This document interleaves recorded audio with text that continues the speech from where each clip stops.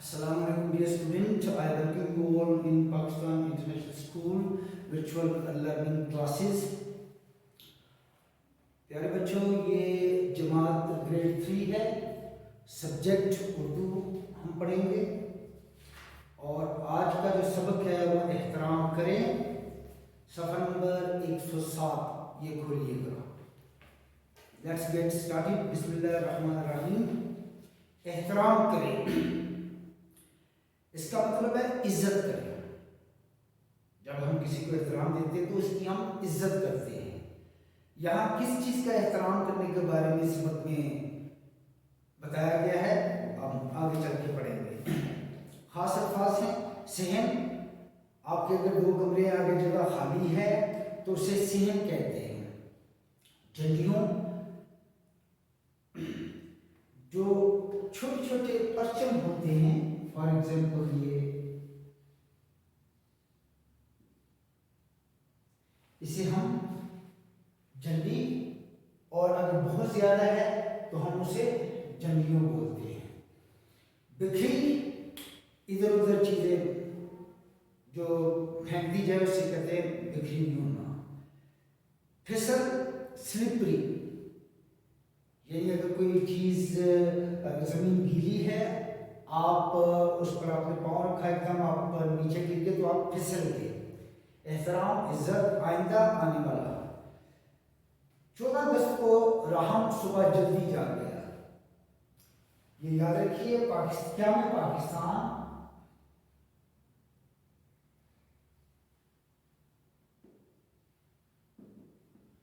उसकी जो तारीख है वो 14 अगस्त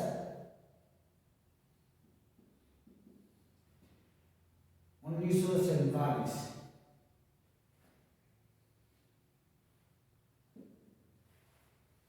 पाकिस्तान का क्या कब बना? पाकिस्तान 14 अगस्त 1947 को। 14 अगस्त को राहम सुबह जल्दी जाग गया। राहम उस बच्चे का नाम है जो इस सबक में है। उसने सब घर वालों के जागने से पहले पूरे सहन को झंडियों से सजा दिया। पूरा जो सहन था उसको छोटी छोटी झंडियों से सजा दिया। अमूमन पाकिस्तान में ऐसा किया जाता है। जब भी 14 अगस्त आती है, हर साल गलियाँ, बाजार, सड़कें, मुख्तलिफ बिल्डिंग्स, जो सरकारी इमारत हैं, वहाँ पर झंडियाँ लगा दी जाती हैं 14 अगस्त मनाने की खुशी में, क्योंकि इस दिन हमारा प्यारा वतन पाकिस्तान मार्ज़ वजूद में आया, बना। अम्मी अबू जाग कर बाहर आए तो सहन देखकर बहुत खुश हुए। सफ़ा नंबर 108 देखिए। जब उसकी अम्मी अबू राहम की वो जब बाहर आए तो वो झंडियाँ देख के बहुत खुश हुए कि सहन में बहुत प्यारी झंडियाँ लगी हुई हैं। शाम को बारिश हुई तो सब झंडियाँ भीग गई। इत्तेफाक से उस रोज़ शाम को 14 अगस्त को, जिस रोज़ राहम ने सहन को झंडियों से सजाया हुआ था, उस रोज़ शाम को बारिश हो गई और तमाम की तमाम झंडियाँ जो है वो भीग गई। छोटे छोटे परचम, कुछ यहाँ कुछ वहाँ बिखरी हुई पड़ी थी, क्योंकि बारिश आई, बारिश से इधर उधर वो बिखर गई। राहम ने खिड़की से बाहर देखा तो नानी जान गीले फर्श पर से झंडियाँ उठा रही थी। राहम खिड़की कमरे के अंदर था, उसने झांक कर देखा तो नानी जान वो जो बिखरी झंडियाँ थी जो फर्श पर थी, गीली हो चुकी थी, उसे उठा रही थी। वो उनकी मदद करने के लिए फौरन भागा। राहम ने नानी के साथ झंडियाँ जमीन से उठाई और उनको घर में लाया। अंदर आकर वो बोला, नानी, हम झंडियाँ बाद में उठा लेते, अगर आप गीले फर्श पर फिसल जाती तो आपको चोट लग जाती है। उसने कहा, नानी जान, अगर ये बाद में भी हम उठा सकते थे, क्योंकि फर्श बारिश होने की वजह से फर्श गीला था, मुमकिन था कि आप फिसल जाते। नानी ने कहा, राहम की नानी ने कहा, सफ़ा नंबर 109 निकालिए। राहम बेटा, आपने झंडियाँ बहुत शौक से लगाई थी, बहुत मेहनत की थी और बहुत शौक से सहन में झंडियाँ लगाई थी, लेकिन वतन कहते हैं मुल्क को जहाँ आप रहते हैं, और परचम के लिए मोहब्बत सिर्फ चंद घंटों के लिए नहीं होती। हमें हमेशा अपने परचम का एहतराम करना चाहिए। तो प्यारे बच्चों, आपके दिल में आ चुका होगा कि एहतराम करें किस चीज़ का? वतन का, परचम का मुल्क का यहाँ पर है परचम का एहतराम करना, उसको इज्जत देना। अगर ये परचम की शक्ल की जंडियाँ जमीन पर गिरें तो हमारे परचम की तौहीन होती है, बेइज्जती होती है। इसलिए प्यारे बच्चों, हमें ख्याल रखना चाहिए जब कभी हम यहाँ या पाकिस्तान में हों तो जहाँ भी परचम में छोटी छोटी जमीनें हमें नजर आए तो उसे उठा लेना चाहिए। ये भी वतन से इजहार मोहब्बत की अलामत है, ये भी मोहब्बत वतन से मोहब्बत की अकीदत है। आइंदा अगर तुम्हें कोई भी झंडी जमीन पर गिरी हुई मिले तो उसको उठाकर संभाल लेना। नानी अम्मा ने राहम को नसीहत की कि जब भी कहीं आपको कोई परचम या झंडी नीचे गिरी हुई मिले तो उसे उठा लेना, उसका एहतराम करना, उसे इज्जत देना। प्यारे बच्चों, हमारा मुल्क पाकिस्तान अल्लाह ताला की बहुत बड़ी नेमत है। इससे हम हैं, इस मुल्क से हमारी शनाख्त है।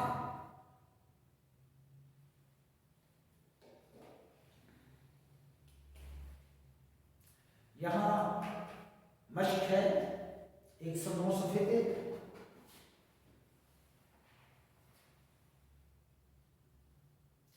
सफ़ा नंबर 9, मश्क। एक्सरसाइज करनी, एहतराम करें। सवाल नंबर 1 है, 14 अगस्त पर हमने सेम को किस चीज से सजाया था? 14 अगस्त सवाल। 14 अगस्त को राहम उस बच्चे का नाम है, राहम ने सेहन को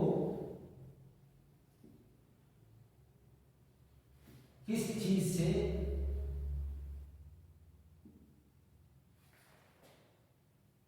सजाया था? ये सवाल है। मेरे बच्चों, अगर आपने अच्छे तरीके से सबक पढ़ा है या सुना है तो देखिए इसका जवाब क्या होगा।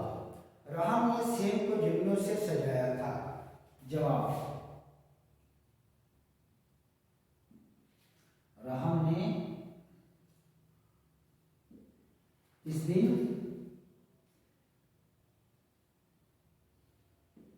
सेहन को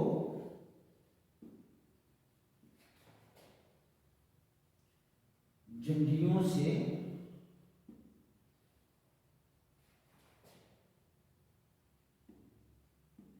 सजाया था। नेक्स्ट क्वेश्चन है, शाम को झंडियां क्यों दी गई थी?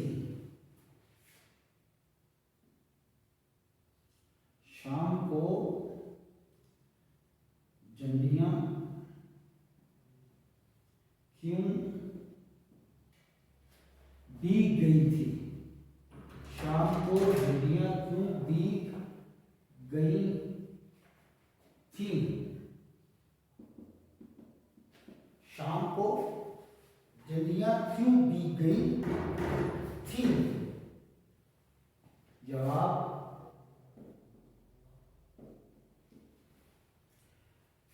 झंडियां बारिश की वजह से दी गई थी। झंडियां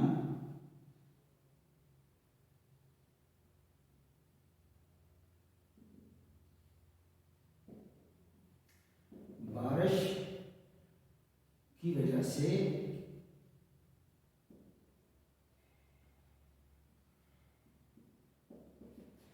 दी गई।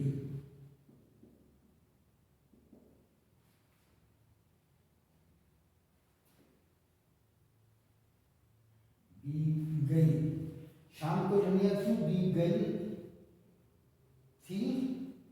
झंडियां बारिश की वजह से दी गई। सवाल, नेक्स्ट क्वेश्चन, नानी बारिश में क्या कर रही थी? नानी बारिश में क्या कर रही थी? प्यारे बच्चों, इस चीज को देखें, थी, ये है थी। जब हम किसी को इज्जत दे रहे हो बड़े को, तो हम थी का लफ्ज़ इस्तेमाल करते हैं। ये वाहिद है, ये जमा है।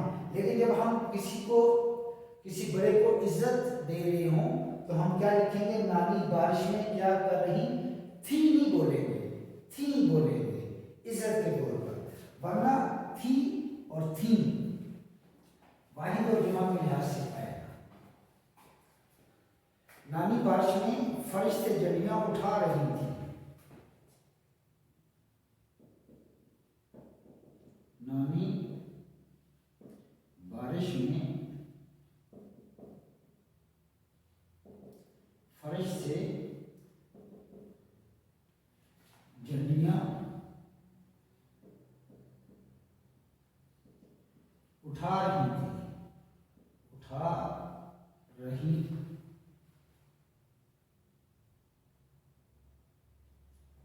थी।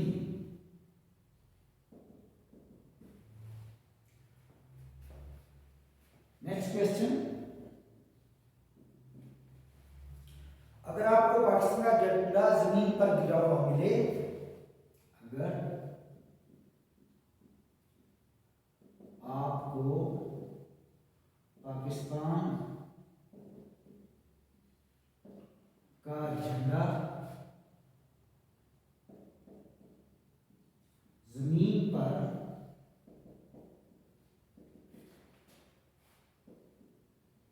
गिरा हुआ मिले, तो आप क्या करेंगे?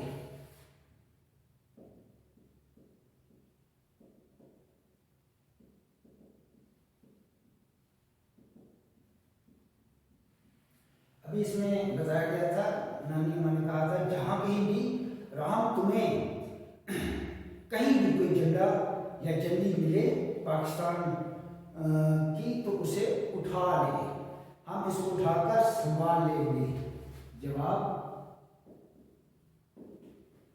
हम इसको उठाकर संभाल लेंगे।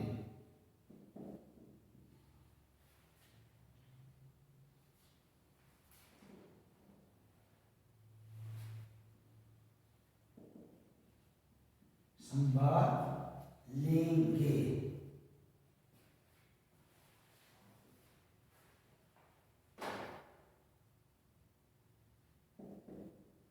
संभाल लेंगे। ओके बच्चों, ये मश्क का पहला सवाल था। एहतराम करें, दोबारा हम इसे पढ़ते हैं। 14 अगस्त को राहम ने सेहन को किस चीज से सजाया था? राहम ने इस दिन यानी 14 अगस्त के दिन सेहन को झंडियों से सजाया था। शाम को झंडियां क्यों भीग गई थी? झंडियां बारिश की वजह से भीग गई। नानी बारिश में क्या कर रही थी? नानी बारिश में फर्श से झंडियां उठा रही थी। अगर आपको पाकिस्तान का झंडा जमीन पर गिरा हुआ मिले तो आप क्या करेंगे? हम उसको उठाकर संभाल लेंगे। ये आज की मिशन का पहला सवाल था। उम्मीद है आप आज का सबक अच्छे तरीके से समझ चुके होंगे। और जो अहम बात है इस सबक में वो है आपने अपने वतन का एहतराम, उसके परचम का एहतराम कैसे करना है। मेरा मुल्क, हमारा मुल्क पाकिस्तान है, उसका एहतराम, उसकी हर चीज़ का एहतराम। पहले मुल्क होता है, उसके बाद उसकी शनाख्त के लिए परचम होता है। 14 अगस्त को जब भी हम 14 अगस्त ही नहीं, जब भी कोई ऐसा मामला हो, ऐसी तकरीब हो जहां पाकिस्तानी परचम या झंडियां लगी हुई हों और आपको जाने का इत्तेफाक हो या आप देख रहे हों और खुदा न खास्ता कोई झंडी, कोई परचम जमीन पर गिरा हो, तो आप पर फर्ज है, आप पर यह लाजिम है वतन की मोहब्बत और अकीदत में कि आप उस झंडी को उठाएं, उस परचम को उठाएं और उसे संभाल कर रखें। यह भी वतन से मोहब्बत की एक निशानी है, एक अलामत है। खैर बच्चों, आज का होमवर्क है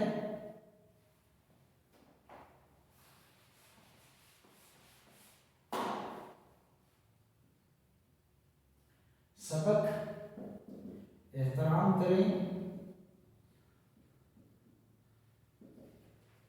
लिखें, पूरा लिखें, मुख्तसर जवाब दें।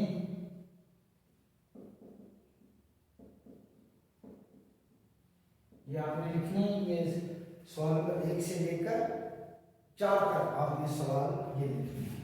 ये आपका होमवर्क है और बहुत खूबसूरती से लिखा करें, कोई हर्फ कोई नुक्ता ये गलत नहीं होना चाहिए। अहम तरीन बातें जो आपको के लिए है,